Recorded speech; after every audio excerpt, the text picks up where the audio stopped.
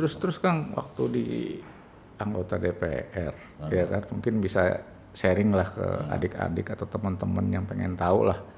Itu tuh kan anggota DPR satu, terus ada staf ahli, apa ada staf khusus, ada apa itu apa sih namanya perangkat-perangkat yang melekat di anggota DPR itu apa aja sih? Iya, perubahan itu memang terjadi waktu zaman saya sampai ya anggota DPR sampai 2009 terakhir kan. Nah, itu masih ada satu sekretaris, ya kan, satu staf ahli. Ya kan? Karena memang sebetulnya ruangannya. Makanya kalau ketika sekarang ditetapkan saya kira dengan jumlah yang ada berapa 5 berapa itu kan saya juga tanya. Ruangan kan nggak berubah. Oh enggak ya? Ruangan DPR begitu aja anggota Berapa kali kecil. berapa itu? Ya kecil lah Kang. Segede gini? Segede gini. Wow, ini mah udah jatah ini. Itu maksudnya ruangan staf, tapi ruangan Akang sendiri beda dong, gede Enggak. dong. Oh dibagi dua gitu? Iya, jadi ada bagian depan. Berbagi ruangan. Iya, kita ini. Nah, bisa ini. Iya kan, jadi saya kira Iya. problem itu. Makanya waktu itu sebetulnya waktu ada rencana pembangunan kembali, pembangunan gedung DPR yang waktu zaman Mas Novanto, yang heboh itu kan menurut saya komunikasinya saja yang tidak dilakukan dengan cara apik dan konsisten. Padahal itu kebutuhan. Harusnya sih bisa Iya, harus dilaksanakan. bisa itu. Jadi yang dikedepankan full facility, ya kan Ada gym. ada gym ya. Kok itu? Ada ini. Waduh, kok begitu? Ada semua harusnya dengan gedung ini maka setiap anggota memiliki ruangan kerja yang sekian sehingga ketika memenuhi kebutuhan anggota dewan yang hari ini ya kan memiliki satu orang sekretaris kemudian berapa orang staf ahlinya itu bisa bekerja menempel, kalau nggak kasihan kan. Iya kan, Tapi itu ditanggung negara kan? tanggung negara. Oke. Tanggung negara, jadi saya kira ini sebetulnya jadi menarik dan penting dan memang saya bilang ada kesempatan ini harusnya dipakai bagus. Jadi dari staf itu harusnya setengah-setengah. Kalau saya pandangan sama kayak di Kongres Amerika. Jadi setengah dari staf ahli kita itu adalah orang profesional. Oke. Setengah itu harusnya kita ambil dari konstituen kita. Oh, konstituen. Yang nanti kita latih untuk menggantikan menjadi anggota dewan berikutnya. Kaderisasinya dari situ. situ. Itu udah pernah dicoba nggak? Saya sih pernah nyoba. Pernah nyoba. Paling enggak yang saya ini ada yang jadi aktivis juga di partai jadi itu sebetulnya Proses magang itu kan. harusnya settingnya seperti itu. Jadi memang waktu itu saya bilang kebutuhan. Jadi kebutuhan akan sebuah ruangan ya kan itu tidak kuat muncul. Ya kan yang muncul itu adalah ini fasilitas ya kan? lainnya. Ya kan nilai bangunannya berapa. Jadi orang kan bicara ini siapa pimpronya. Kan gitu. Saya mau ambil sub apa nih, ya kan? Apakah sub bagian pondasinya, apa nanti elektriknya, ya kan? Apa liftnya, kan bisa begitu kan? Jadi orang terbuai dengan sebuah alam pikirannya, ya kan? Akhirnya kan jadi tentangannya soal tidak setuju, ya kan? Karena saya bilang yang tidak muncul kuat itu ke publik adalah bahwa ada kebutuhan di sana. Ada sebuah ruangan, ya harusnya bilang hari ini the realnya kita punya ruangan sekian jumlah anggota, ya kan waktu itu misalnya 560 udah sekian nggak mungkin sesak sampai liftnya pun emang lift itu dibagi lagi kan. Ada lift khusus anggota dewan, ada lift staff kan kalau di DPR kan ada gitu. Tamu. Iya kan jadi waduh, jadi memang agak merepotkan. Nah makanya saya katakan bahwa ketika dibangun itu kan pikirannya itu ada pikiran ini, wah ini proyek pembangunan nih, ya kan banyak nih, proyek sekian, ya kan waktu itu keluarlah angka kan, orang udah berpikir tuh, waduh ini siapa yang pegang nih, segala macam lah. Ya kan, jadi kalau misalnya di ini pokoknya DPR istilahnya cukup sampai dengan tingkat kami membutuhkan gedung dengan spek seperti ini, ya kan, udah yang lain udah dikerjakan sama misalnya PU misalnya, nggak usah campur-campur misalnya. Itu kan jadi ini memang saya kira tadi, nah itu perlunya misalnya Komunikasi ya. orang kuliah di HI, jadi komunikasi penting ternyata. Iya. Oke, terus Kang, setelah itu kira-kira tuh Akang waktu itu berapa kali sih jadi anggota DPR Kang? 97, 99 waktu Pak Habibie yang 2 tahun, ya kan? Terus kemudian 99 2004, ya kan? Kemudian 2004 2009. Itu dari partai yang sama. Partai Golkar, dapil yang sama. Dapil Nah, sama. Jabar. ini juga Jabar 2, Kabupaten Bandung. Nah, ini menarik kan. Jadi waktu saya mau mengisi dapil pertama memang domisili saya, orang tua saya akhirnya kan setelah pindah-pindah akhirnya memang di daerah Sleman, Kopo itu kan. Nah, itu kan ke wilayah kabupaten. Ya kan, saya ambil dapil di sana. Nah, ada sosial kapital atau modal sosial saya ketika saya jadi peneliti lapangan LP3S itu. Dari situ lah. Iya, kan saya ke gunung-gunung tuh bicara ini gitu kan. Jadi kenalannya itu, ya kan. Ya. Orang bilang emang dirancang. Saya bilang mungkin saya ngerancang, tapi saya tidak secanggih sekarang barangkali cara merancangnya, tapi kebetulan aja. Ya kan, jadi daerah-daerah menarik gitu kan. Ketika harus ketemu atau satu yayasan perguruan ya kan di daerah Soreang, ketemu loh ini kan dulu Pak Ferry pernah kesini, jadi itu membantu itulah, makanya saya nggak pernah pindah dapil terus aja karena saya kira terus dibina lah ya, hubungan baik itu ya, silaturahmi itu sampai sekarang, alhamdulillah sampai sekarang juga masih terus berkomunikasi sama mereka ya kan. Terakhir memang minggu lalu juga saya diminta menjadi saksi nikah tuh, pekerjaan profesi baru tuh. Oh sekarang nih? Iya, jadi saksi nikah. Jadi setelah kesibukan itu sekarang ada kesibukan tambahan. Jadi sebetulnya ini kan waktu awal-awal itu saya kan waktu saya punya posisi menteri. Ini lucu nih Kang. Nah itu ntar lu ceritain soal saksi nih, berkaitan dengan saksi. Oh saksi dulu. Nah, Oke. Jadi ada staf, dia protokol di kantor bagian ini. Orang kan istilahnya nggak dianggapnya udahlah, nggak penting. Datanglah dia ke saya, Pak, mohon berkenan, ya kan? Dia kan bapak jadi saksi. Ya, anak saya, kapan? Di mana di Bandung? Ya udah. Saya gampangin gitu kan. Nah. Kemudian saya baru tersenyum lah. Artinya ketika saya seorang menteri menjadi saksi, artinya para eselon 1, dirjen-dirjen, ya kan, para kanwil, para kepala kantor kabupaten kota kan pasti datang, jadi rame kan. Karena saya datang, dia pasti datang. Waduh, ini jadi rame ya. Kerepotan dong. Enggak, jadi saya bilang ini aja deh, artinya ada itu. Dari sana udah saya sampai teman-teman juga yang ini sekarang yang bagian-bagian teman-teman itu saya tetap bersedia untuk menjadi saksi ini jadi konstituen ya itu saya kira dengan ini ya karena saya kira itu kan menjadi bagian yang enak, yang efeknya adalah ketika saya menjadi kenal sama banyak wedding organizer sama KUA kan. Itu menariknya. Jadi ada beberapa tempat kalau ini apalagi waktu pandemi ini kan harus di kantor KUA kan akad nikahnya ya kan, karena terbatas kan. Dibatasi 15 orang misalnya atau 10 orang. Nah, pasti KUA aja itu. Kenal. Saksi siapa Ferry?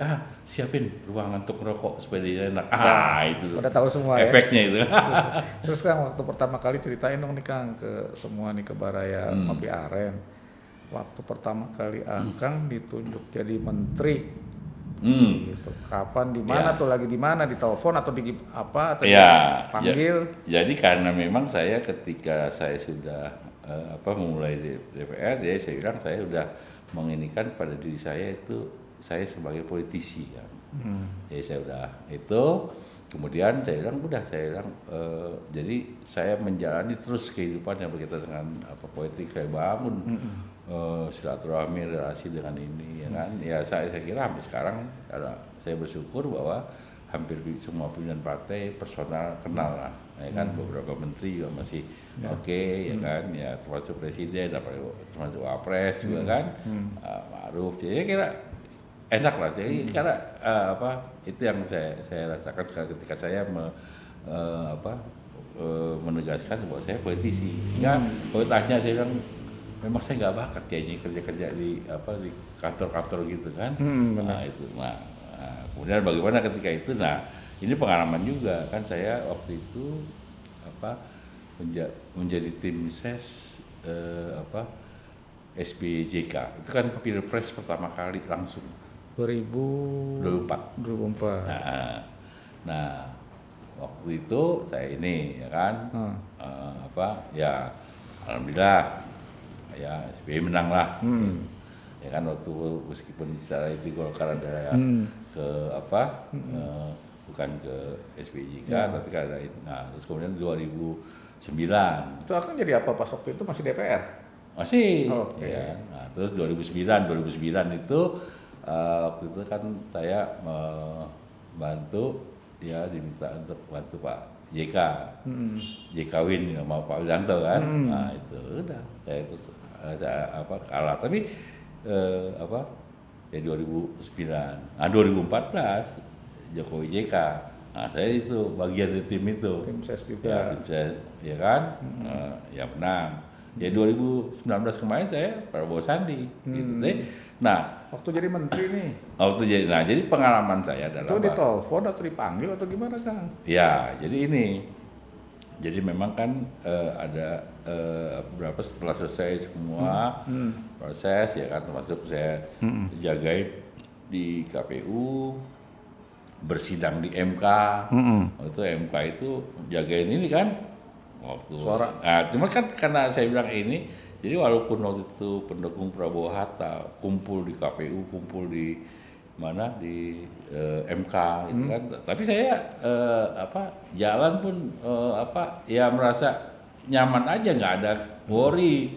Nah, dia kemudian ada bang, nggak itu saya bilang pentingnya. Jadi saya kira nggak ada ini, termasuk sampai kemarin 2019 ketika kampanye kan ketemu sama 01 02 kayak apa, saya kan kalau ini ketemu sama 01 ya biasa udah ngobrol.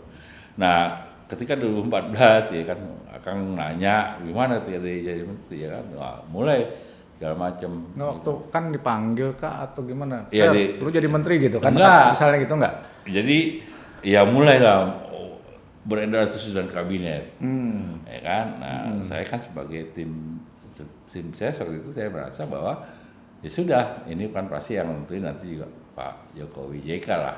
Yang lain kan bisa berharap, bisa berkeinginan, bisa ini udah nanti ini. Nanti pas saatnya waktu itu ya ditelepon, ya kan. Malam hari ditelepon. Lagi di mana tuh? Besok lagi makan di Jakarta. Malam Jakarta. Mau datang ini, ya iyalah. Yang nelfon siapa?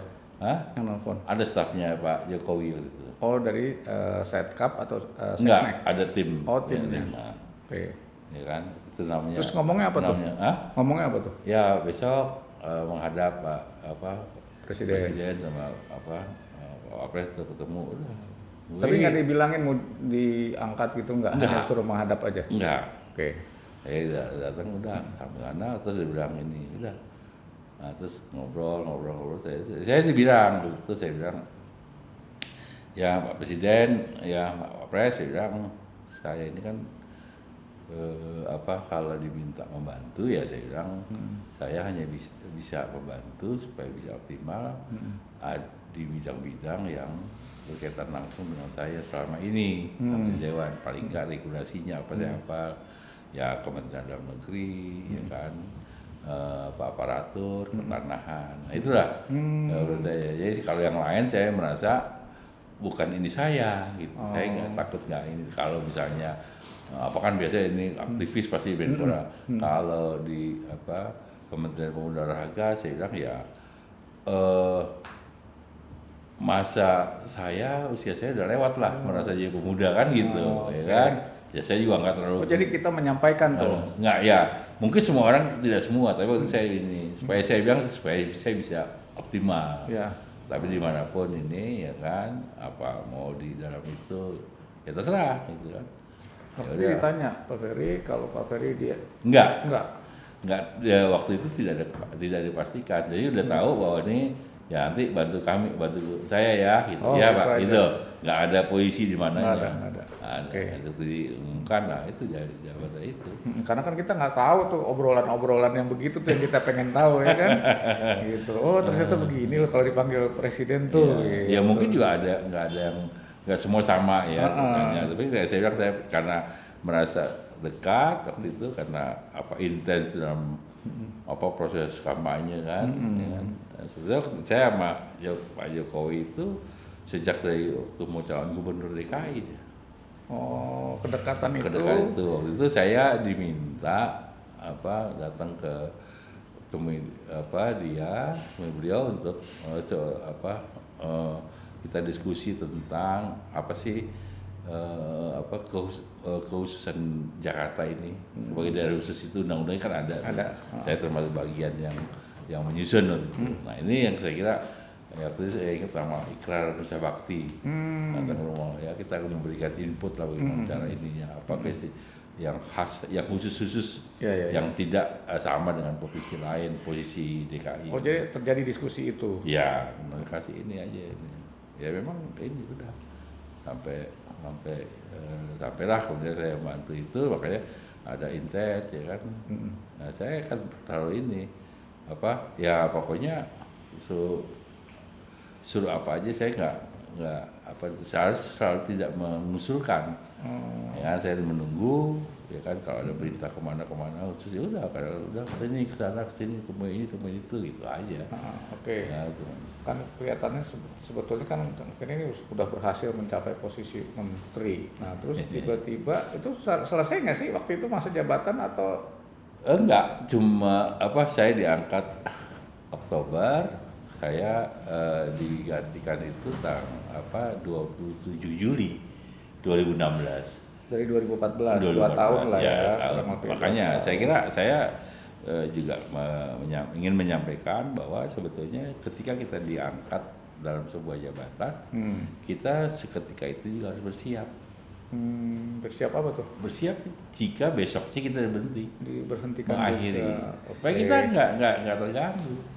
Ya kan ini kita 5 tahun 5 tahun alhamdulillah ya kan 4 tahun ini pokoknya anytime. Makanya saya waktu itu betul-betul ini ya kan. Legowo lah. Pokoknya kita udah ya memang karena kita diangkat diminta bantu mungkin selama ini udah dia nggak merasa terbantu lagi, ya kan mungkin ada yang mau ditingkatkan kualitas bantuannya aja, ya kita digantikan udah. Jadi tapi nggak disebut alasan apa diberhentikan gitu. Kalimatnya nggak. Malam itu saya dipanggil, ada Presiden Pak Jokowi, ada Wapres Pak JK kan, sama ada perubahan struktur di kementerian untuk meningkatkan kinerja pemerintah. Ya udah kita kan sadar, ya kan udah, kita kan nggak usah ngotot gimana ya udah. Ya terima kasih, bilang kepercayaan selama ini, mohon maaf jika belum ini udah gitu. Udah ya. Itu jadi nggak ini. Nggak ada apa sih namanya nggak ada hard feelingnya. Ya nggak usah ini ya kita kan sama ketika kita diangkat. Jadi itu pelajaran yang harus kita share ke semua lah ya kan. Ketika kita diberi amanah, terus kemudian tiba-tiba dalam perjalanan belum selesai pada masa itu amanahnya diambil ya udah itu harus diterima kan. Gitu. Artinya harus ada refleksi juga kepada kita bagaimana kita memahami keadaan itu ya kan. Betul. Jadi saya kira waktu itu saya juga menginikan langsung seketika jadi saya dalam waktu 26 jam saya udah langsung beberes di rumah dinas. Dulu tuh di mana? Denpasar apa Denpasar. Denpasar. Terus pindah langsung udah siap-siap bersih ya saya kan bilang menghindari peristiwa yang sebelumnya semua yang saya tinggali itu saya foto, saya videokan.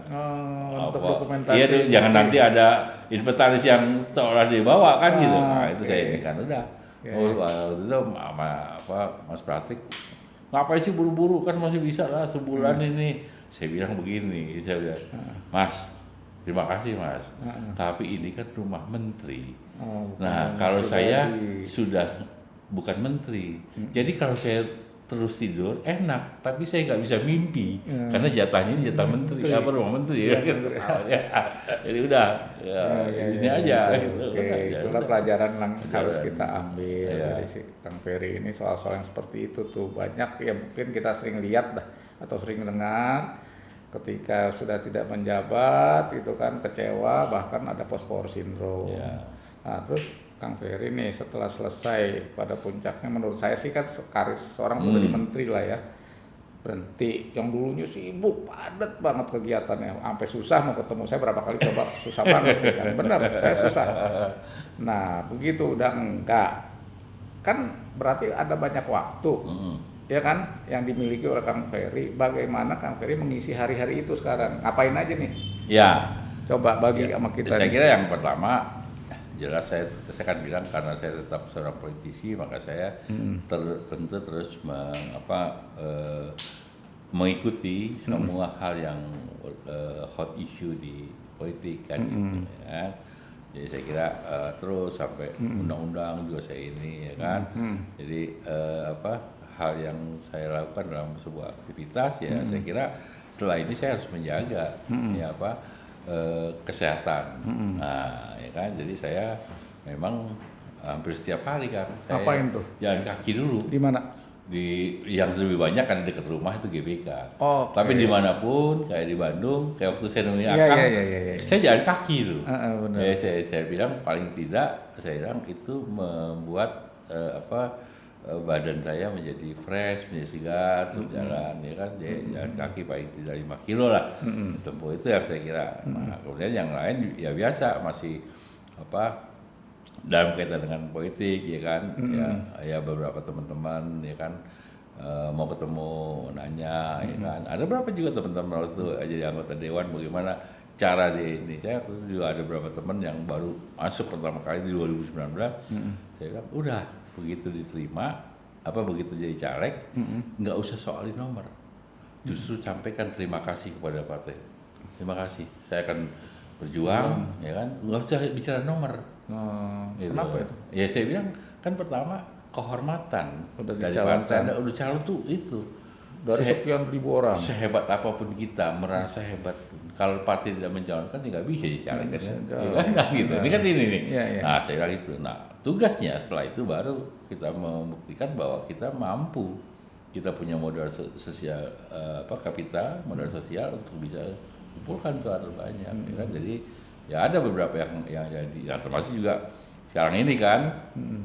Ada beberapa teman-teman, ada beberapa junior saya juga yang mau maju di pilkada, ya kan? Ya saya bilang udah, saya selalu sampaikan udah saya akan bantu, mau partai mana, wah ini udah saya coba hubungi, ya kan, teman-teman di partai yang masih ini saya refer lah, saya nggak mintakan ini, tapi saya memberikan referensi bahwa orang ini cocok nih, oke nih, kalau ini. Nah kebetulan beberapa waktu saya sampaikan. Ya, udah dalam radar pantauan beberapa pimpinan partai juga. Jadi kayak konsultan gitu kan? Enggak juga lah, ini kan teman-teman freelance saja. Iya, enggak. Pertemanan. Iya, enggak ada. Banyak orang kickback enggak dari situ? Banyak orang yang ini. Menurut saya satu aja. Yang paling ini adalah saya kira saya tetap meyakini tadi, ya kan, ada orang yang tetap menjaga, ya kan, menjaga itu, menjaga hubungan. Jadi saya kira saya kan kalau mau saya istilahnya kayak pasang tarif kan nggak enak. Nanti saya juga nggak enak, apalagi teman-teman partai yang saya datangi kan saya juga nggak dimintai uang sama mereka. Saya cuma kasih rujukan, ya kan, kasih kan ke mana-mana pergi pakai ongkos, Kang Akang. Ya, tabungannya banyak berarti. Bukan, itu kan ya rezeki kan ada aja, Kang. Ya saya kira nggak usah di sana. Dia bilang nanti kasihan dia.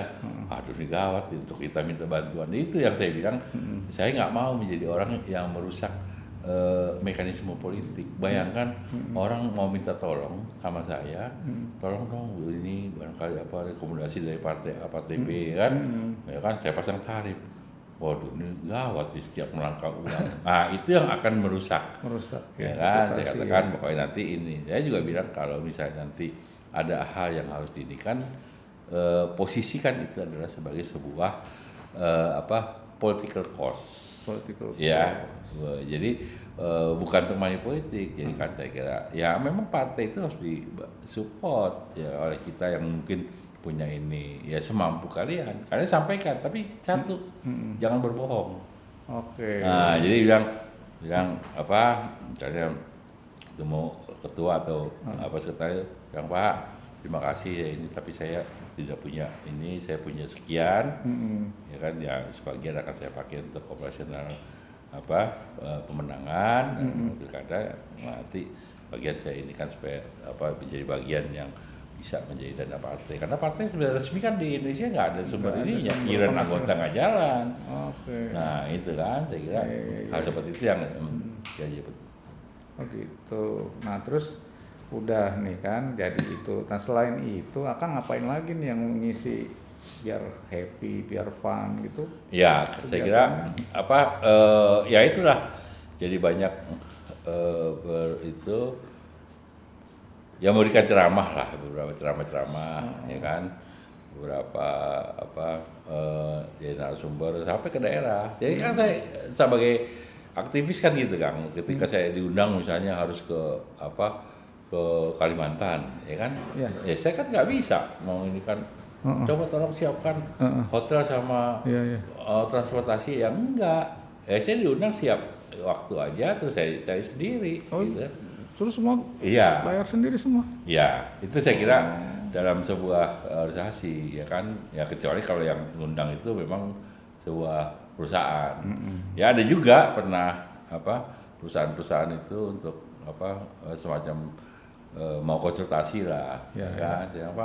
Iya, oke, ya dia siapkan lah, ada ininya. Terus maaf nih Kang, Akang jadi kan udah, ya artinya kan kalau jadi anggota DPR, jadi menteri kan ada penghasilan yang besar dari negara.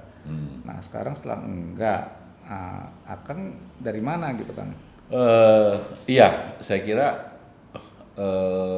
ya tentu selain ada sedikit karena memang saya kan nggak banyak, nggak besar juga tapi ada tabungan ya. Kebetulan saya kira nyonya saya kan juga usaha kan. Nah itu ya, yang perlu tahu teman-teman itu berarti kan saya sudah ada yang membackup itu gitu kan. Jadi akan tetap berkegiatan ya kan dalam aktivitas politik tetap berjalan gitu.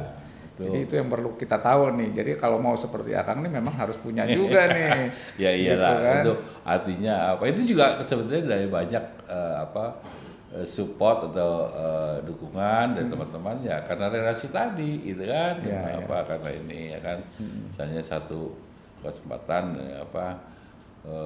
kerja atau saham di perusahaan di mana kan ada nggak? Enggak, saya kan nggak ini, saya semua serahkan aja sama nyonya yang main itu. Saya nggak ada ini kan. Nggak ada ya? Nggak ada. Yang kayak di koran-koran berita kata Akang punya ini di sini gitu. Iya, yang punya nyonya. Nah, karena nyonya yang punya, maka ketika dia berurusan berkaitan dengan keperdataannya, perbankan, segala macam, aspek legal tentu harus ada tanda tangan suami kan. Nah, suaminya Ferry kan gitu. Iya kan? Nah, jadi waktu itu juga saya kan sempat ini banyak banyak juga ininya saya bilang kalau itu kan saya bilang pasti datanya ya kan berkaitan dengan datanya dan itu kebetulan saya bilang saya laporkan di laporan kekayaan pejabat negara ada saya laporkan jadi katanya saya kan harus menjelaskan bahwa itu adalah bagaimana keterkaitan saya dengan itu ya kan itu. Jadi saya bilang yang paling penting itu saya kira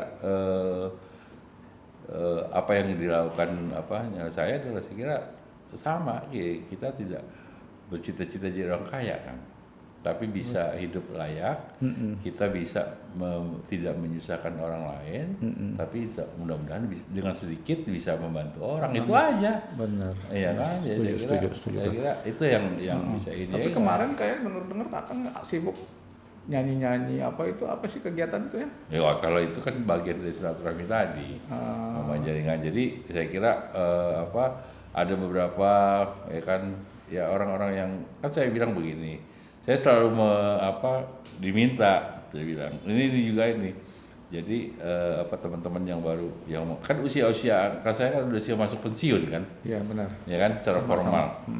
Jadi saya bilang begini, jangan kalian anggap sepensiun itu akhir. Yang berakhir itu aktivitas rutin yang kalian jalani puluhan tahun.